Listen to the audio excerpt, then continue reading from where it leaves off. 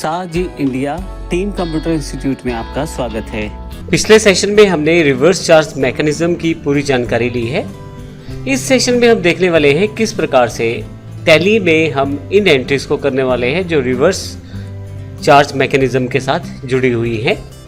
तो आइए सबसे पहले इस एग्जाम्पल को समझते हैं और फिर हम इन एंट्रीज को करके देखेंगे कि किस प्रकार हम इन सब एंट्रीज को करके रिवर्स चार्ज के साथ इनपुट टैक्स क्रेडिट प्राप्त कर सकते हैं। तो आइए शुरू करते हैं। सबसे पहले मैं आपको बता दूं कि न्यू हेड कंप्यूटर्स है अम्बाला सिटी हरियाणा में कंपनी, जिसके ये अकाउंट्स हैं। सबसे पहले हमने पहली एंट्री जो हमारी है वो कैपिटल इन्वेस्टमेंट की है। 10,000 रुपये का कैश इन्वेस्ट किया गया है एज अ कैपिटल। फिर एक साथ को बैंक बैलेंस दिखाया गया है 1.5 लाख। एक साथ को हमने 2 परचेज के एंट्रीज भी किए हैं। पहली परचेज जो है वो इंट्रा स्टेट है, अर्थात लोकल हरियाणा की परचेज है। 5 लैपटॉप खरीदे गए हैं HP के और 10,000 रुपये प्रति लैपटॉप के हिसाब से, जिसका GST 18% है, अर्थात CGST और SGST 9%। उसकी कैलकुलेशन यहाँ पे दिखाई गई है। 10,000 रुपये प्रति लैपटॉप के हिसाब से 50,000 रुपये लैपटॉप्स के हुए और 4500 रुपये CGST, 4500 रुपये SGST टैक्स के। उसके पश्चात 5 लैपटॉप HP के और खरीदे गए CTech कंप्यूटर लुधियाना पंजाब से। यह इंटरस्टेट परचेज है तो इसमें IGST 18% चार्ज होगा। 9,000 रुपये यहाँ कैलकुलेशन दिखाई गई है। तीसरी जो एंट्री है वो हमारे लिए सबसे ज़्यादा इम्पोर्टेंट है। हमने 20 SMPS परचेज की हैं कॉम पॉइंट पानीपत हरियाणा से। यह इंट्रा स्टेट परचेज है, राज्य के अंदर की परचेज है। 350 रुपये प्रति SMPS के हिसाब से टोटल 7,000 रुपये बैठते हैं। अब यहाँ पे हमें ये पता लगा है कि यह एक अनरजिस्टर्ड डीलर है, इस पर GST नंबर नहीं है। और SMPS पे मान लीजिए एग्जाम्पल के लिए मैंने यहाँ पे 5% टैक्स लिया है। यह टैक्स केवल एग्जाम्पल के लिए लिया गया है, एक्चुअल में टैक्स डिफरेंट भी हो सकता है। यहाँ केवल उस उदाहरण के लिए मैंने 5% लिया है। अब यह जो परचेज होने वाली है यह एक URD अर्थात अनरजिस्टर्ड डीलर से होने वाली है। तो ऐसे केस में हमारे पास रिवर्स चार्ज मैकेनिज्म यहाँ अप्लाई होने वाला है। तो इसको हम देखेंगे किस प्रकार से एंटर कर सकते हैं। 7,000 रुपये का टोटल यह बिल बनेगा, परंतु क्योंकि यह रजिस्टर्ड डीलर नहीं है इस कारण से यह हमसे GST चार्ज नहीं कर पाएगा। परंतु क्योंकि हम रजिस्टर्ड डीलर हैं इस कारण हमें यह अपने एंड पे GST का जो एडजस्टमेंट है करना है हमें उस सेलर के बिहाफ पे, उस अनरजिस्टर्ड डीलर के बिहाफ से जिससे हमने माल खरीदा है। तो 175 रुपये CGST, 175 रुपये SGST हालांकि बिल में शामिल नहीं रहेगा, लेकिन इसकी हमें एडजस्टमेंट अपने अकाउंट्स में करनी है और यह सारा कार्य रहेगा रिवर्स चार्ज मैकेनिज्म के साथ। इसके लिए हमें 3 एंट्रीज यहाँ पे करनी। सबसे पहली एंट्री अपनी इनपुट टैक्स लायबिलिटी को बढ़ाएंगे। कारण क्योंकि हम जिससे माल खरीद रहे हैं वह एक अनरजिस्टर्ड डीलर है, उस पर GST नंबर नहीं है और वह हमें टैक्स नहीं लगा सकता। इस कारण हमें खुद ही अपने आप उस बिल पर कैलकुलेट करना है टैक्स। और यह क्योंकि यह हम किसी दूसरे डीलर के बिहाफ पे टैक्स बढ़ा रहे हैं अपना, तो इसको हम इंक्रीज इनपुट टैक्स लायबिलिटी से बढ़ाएंगे। तो इसकी एक एडजस्टमेंट एंट्री पास करेंगे सबसे पहले। उसके पश्चात हम पेमेंट करेंगे उस टैक्स की जो हमारे पास ड्यू रहेगा किसी और डीलर के कारण, किसी और डीलर की रिस्पॉन्सिबिलिटी के आधार पे, URD डीलर के बेस पे। तो यहाँ पे वो जो अमाउंट रहेगी, जो 350 रुपये अमाउंट टोटल बैठेगी, 175 रुपये CGST और 175 रुपये SGST, यह 350 रुपये हम गवर्नमेंट को पे करेंगे। अब जब हम पे करेंगे तो ज़रूरी है कि हम इसका इनपुट टैक्स क्रेडिट भी लें। इसके लिए हमें एक तीसरी एंट्री, एडजस्टमेंट एंट्री करनी पड़ेगी, जिससे हमारी इनपुट टैक्स क्रेडिट लिमिट बढ़ जाएगी और हमें इसका इनपुट टैक्स क्रेडिट मिल जाएगा। अब फाइनली अगर मैं आपको पूरा कैलकुलेट करके बताऊं तो 9,000 रुपये टैक्स है 50,000 की इस परचेज पे, 4500 प्लस 4500, और उसके पश्चात 9,000 रुपये का टैक्स है IGST और प्लस 175 रुपये, 175 अर्थात 350 रुपये। टोटल हमारे पास 18,350 रुपये का टैक्स जो है हमने परचेज पे कर दिया है। तो इस तरह से ये टैक्स हमारे पास आना चाहिए। ये सारी कैलकुलेशन मैंने इसलिए आपको समझाई है ताकि एग्जाम्पल जब करें तो सब चीज़ें हमारे पास सामने रहें और सिनेरियो के अकॉर्डिंग हम पूरे एग्जाम्पल्स को प्रॉपर्ली समझ पाएँ। तो आइए शुरू करते हैं इसकी एंट्रीज को। तो आइए सबसे पहले देखते हैं इस एग्जाम्पल को करने के लिए हमें कौन कौन से अकाउंट्स की ज़रूरत है। सबसे पहले मैं अकाउंट्स पे जाता हूँ और आपको उन लेजर्स की जानकारी दे देता हूँ जो पहले से ही मैं बना चुका हूँ और आपको बनानी पड़ेगी जब आप कंपनी बनाएंगे। इसमें कैपिटल अकाउंट आपको बनाना पड़ेगा। देखिए मैंने पहले से कैपिटल अकाउंट बना दिया है। यहाँ पे कैपिटल अकाउंट की सारी जो बेसिक सेटिंग्स है बिल्कुल वैसे ही है। मैं यहाँ अल्टर से आपको चेंज करते हुए भी दिखा देता हूँ कि अकाउंट्स की कौन कौन सी सेटिंग है। अल्टर पे आते हैं, सबसे पहले कैपिटल अकाउंट के अंडर आएगा। इसमें इन्वेंट्री वैल्यूज़ को नो रखिएगा, कोई एड्रेस नाम की अभी आवश्यकता नहीं है। यहाँ पे मैं इसको नो कर देता हूँ। इंडिया हरियाणा बेसिक डिटेल डाल के मैं यस कर देता हूँ। सेंट्रल CGST मैंने अकाउंट बना लिया है। यहाँ पे CGST टैक्स को कलेक्ट करने के लिए या पे करने के लिए यहाँ पे ड्यूटीज टैक्सेस के अंतर्गत, और यहाँ मैंने कॉमन अकाउंट ही लिया है इस सेशन में, इस प्रैक्टिकल एग्जाम्पल में। फाइनली यहाँ सेंट्रल टैक्स आप बता दें, टैक्स टाइप कौन सा है, सेंट्रल टैक्स है। फाइनली नीचे आते चले जाए और मैं यस कर देता हूँ। इसके पश्चात मैंने IGST टैक्स के लिए भी यहाँ पे ले लिया है, इंटीग्रेटेड टैक्स टाइप जो है मेरे पास, यहाँ से यस। इसके पश्चात SGST का अकाउंट भी मैंने यहाँ बना दिया है। ये तीनों अकाउंट जो है ड्यूटीज टैक्सेस के अंतर्गत है। बस आपको केवल ध्यान ये रखना है कि CGST है तो सेंट्रल टैक्स के अंदर, IGST है तो इंटीग्रेटेड टैक्स, और SGST है तो स्टेट टैक्स। ये जानकारी हम पिछले एग्जाम्पल्स में सब डिटेल्ड में ले चुके हैं। अगर आपको लगता है कि इस एग्जाम्पल में यदि आप पूरी तरह से क्लियर नहीं कर पा रहे इन चीज़ों को, थोड़ा जल्दी हो रहा है आपके लिए, तो इसके लिए आप पिछले एग्जाम्पल्स हमारे चेक कर सकते हैं। मैं यहाँ नेक्स्ट करते करते इसे यस कर लेता हूँ। इन सब अकाउंट्स के बाद यहाँ पे मैंने 3 जो डीलर हैं जिनसे मैंने परचेज़ किया है उनके अकाउंट्स हैं। सबसे पहले मैं यहाँ पे कॉम पॉइंट की बात कर लेता हूँ, जो सबसे इम्पोर्टेंट अकाउंट है। यहाँ पे कॉम पॉइंट पानीपत हरियाणा का अकाउंट है, अर्थात इंट्रा स्टेट राज्य के बीच का ही अकाउंट है। सन्ड्री क्रेडिटर्स मैंने यहाँ पे डिफाइन कर दिया है क्योंकि हम इससे परचेज़ करने वाले हैं। बिल बाय बिल यस कर दिया। यहाँ एड्रेस मैंने फिल कर दिया।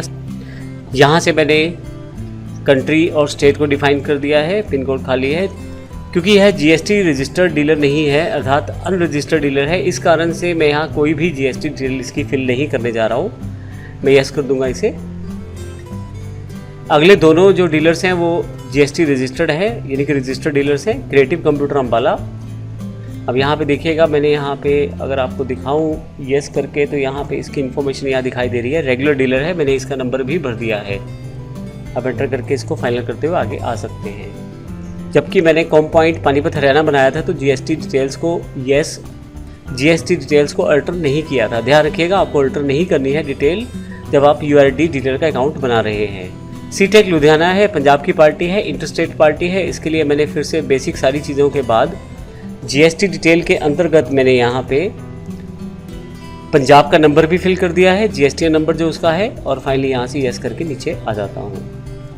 IDP अकाउंट मेरे पास है। पहले से मैंने 1.5 लाख रुपए का बैलेंस यहाँ पे मेंशन कर दिया है इसका, क्योंकि एंट्री में बताया गया था 1.5 लाख का बैलेंस है मेरे पास।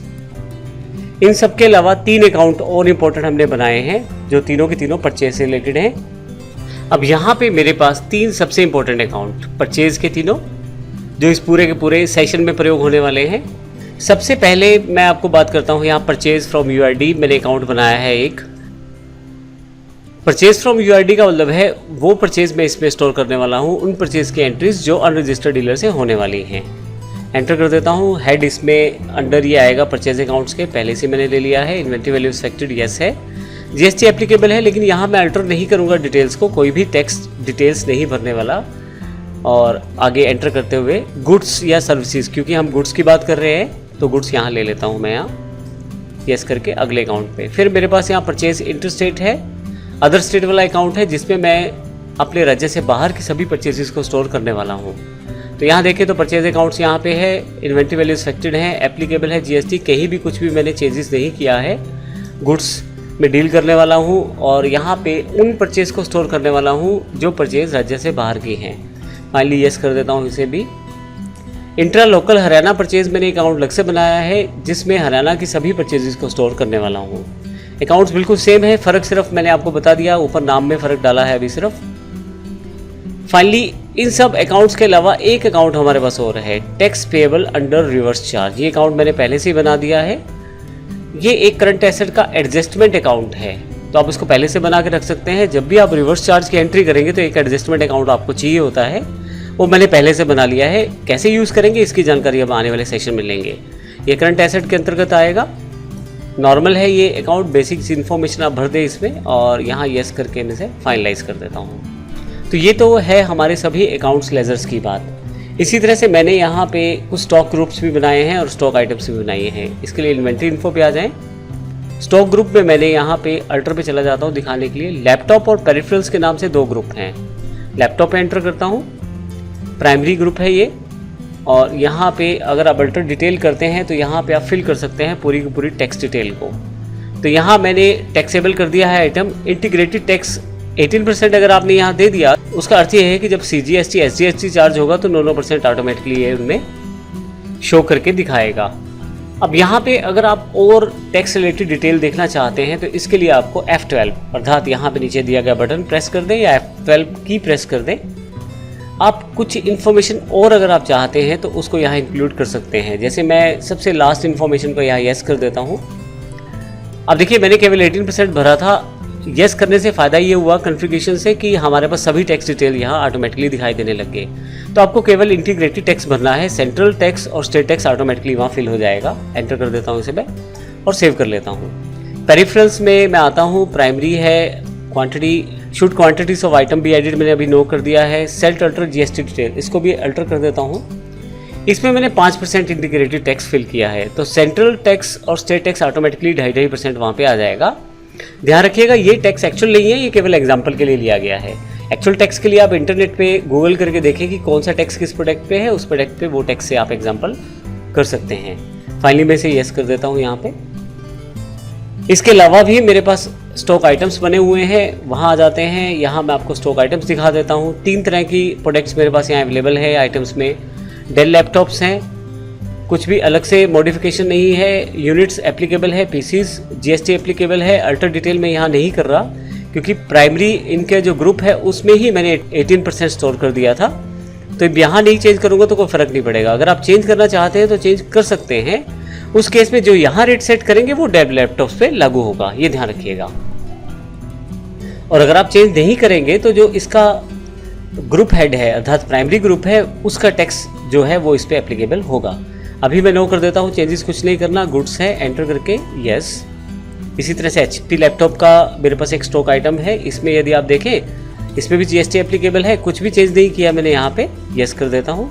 फाइनली SMPS एक आइटम है जो मुझे UID डीलर से परचेज करनी है। जैसा मैंने आपको बताया था कि SMPS परचेज करने वाले हैं हम अनरजिस्टर्ड डीलर से। SMPS पे जाए, पेरिफेरल्स इसका जो है हेड है, ग्रुप हेड है जो वो पेरिफेरल्स है जिसपे 5% टैक्स मैंने पहले से स्टोर कर दिया है। PCs यूनिट है, GST एप्लीकेबल है। यहाँ किसी भी तरह से मैं अल्टर डिटेल नहीं करने वाला हूँ। टाइप सप्लाई गुड्स है, फाइनली इसको भी यस कर देता हूँ। तो कुल मिला के मेरे पास ये स्टॉक आइटम्स है। इसके अलावा मैंने यूनिट भी क्रिएट की है, यूनिट ऑफ मेजर में जाके मैं वो भी दिखा देता हूँ। अल्टर में आप चले जाएँ, एक PCs यूनिट है क्योंकि आप यूनिट चाहिए होती है जब आप नंबर्स वाली आइटम से कुछ काम करने वाले हैं या किसी ऐसी आइटम से मेजरमेंट वाली जिसमें आपको मापना ज़रूरी है कुछ। इस प्रकार से हमारे पास सभी के सभी अकाउंट्स यहाँ पे बन चुके हैं। तो इस सेशन में हमने देखा है कि हम अपने एग्जाम्पल्स में कौन कौन सी लेजर्स हमें चाहिए, किस प्रकार उन लेजर्स को बनाना है, वो सारी जानकारी हमने ली है। ध्यान रखिएगा टैक्स रेट को केवल मैंने प्राइमरी कैटेगरी में डाला है इन्वेंट्री इन्फो के अंतर्गत, अर्थात जो स्टॉक ग्रुप्स हैं उनमें केवल मैंने शो किया है टैक्सेस को। एक ग्रुप मैंने लैपटॉप्स का बनाया है जो प्राइमरी ग्रुप है और उसमें 18% टैक्स है। एक ग्रुप मैंने पेरिफेरल्स का बनाया है जिसपे 5% टैक्स है। तो इस प्रकार से ये सारे अकाउंट्स हमने बना लिए हैं, लेजर्स बना लिए हैं। अगले सेशन में हम देखेंगे प्रैक्टिकली इनकी एंट्रीज किस प्रकार से करेंगे और देखेंगे रिवर्स चार्ज मैकेनिज्म को किस प्रकार से हम एंटर करने वाले हैं। धन्यवाद।